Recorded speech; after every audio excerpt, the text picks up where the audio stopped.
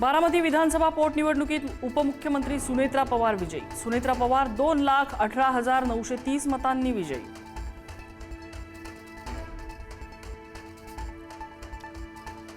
राहुरी पोटनिवडणुकीत भाजपच्या अक्षय कर्डिल यांचा विजय। कर्डिल यांनी ओलांडला 1 लाख मतांचा टप्पा। कर्डिल यांकडून राहुरीतील मतदारांचे आभार।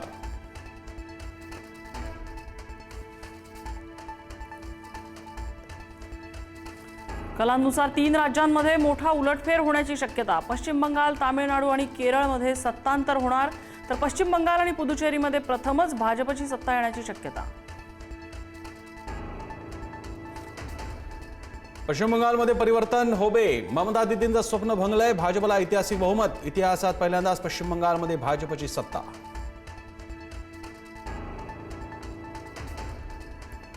पश्चिम बंगालमध्ये अजूनही ममता बॅनर्जींना विजयाचा विश्वास। अखेरच्या फेरीनंतर विजय तृणमूलचाच असेल।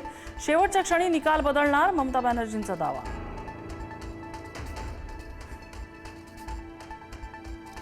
पश्चिम बंगालच्या बांकुरात मोठा राडा। तृणमूल आणि भाजप कार्यकर्ते आमने सामने। मतमोजणी दरम्यान दोन्ही पक्षाचे कार्यकर्ते भिडले।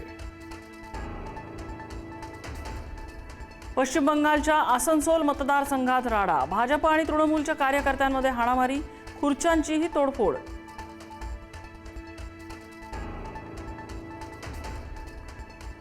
ममता बॅनर्जींचा पराभव अशक्य होता। हा विजय सरळ मार्गाने मिळालेला नाही। संजय राऊतांची पश्चिम बंगाल विजयावरून भाजपवर टीका। निवडणूक आयोग आणि भाजपने युती केल्याचा राऊतांकडून आरोप।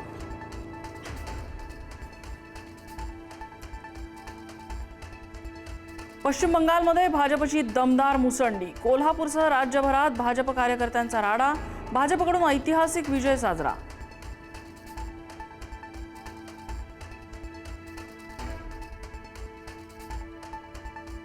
आर्जीकर बलात्कार पीडितेच्या आई रत्ना देवनाथ यांची पाणीहाटी मतदारसंघातून विजयाच्या दिशेने वाटचाल। तृणमूल काँग्रेसच्या तीर्थंकर घोष यांना टाकलं मागे।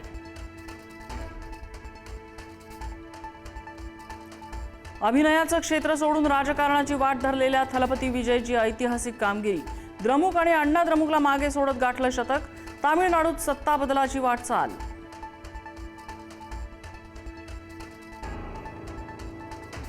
तामिळनाडूत अभिनेता थलपती विजयच्या घरी जल्लोष। अभिनेता विजयच्या कुटुंबाकडून घरात मोठा जल्लोष आणि आनंद। मोठ्या आघाडीनंतर विजयाचा कुटुंबियांचा आनंद।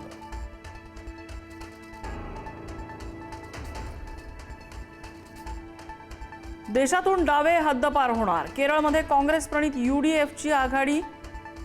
LDFसाठी केरळमध्ये सत्ता राखणं कठीण। प्रथमच एकाही राज्यात डाव्यांची सत्ता नाही।